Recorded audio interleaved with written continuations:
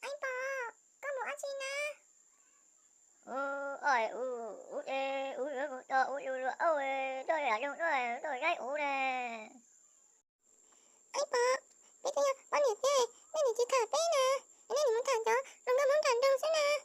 Nè, nè, sẽ bị bể, nè tôi chỉ nhật bể. Bé tôi nhật nè, nè chỉ ta thả bé đi. Phải uống nhạc mà. Chị bảo chị bảo Anh bò, đau mà. Uống tí bò ơi, ơi chị bò uống. Là đau mà, uống cái uống nhạc mà.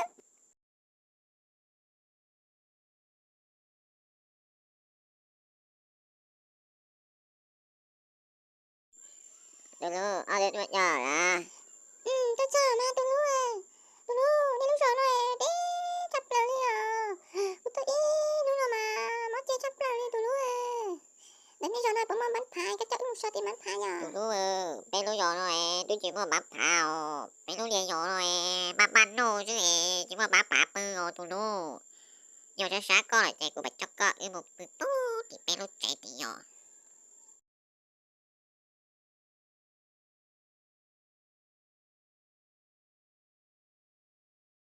tôi nó bé nó chạy thì nhỏ luôn rồi đó không được là tôi nó này của cho cái bộ tập bé nó chỉ có sát là chỉ của cho cỡ một từ có cỡ nè Anh nè, tôi luôn à.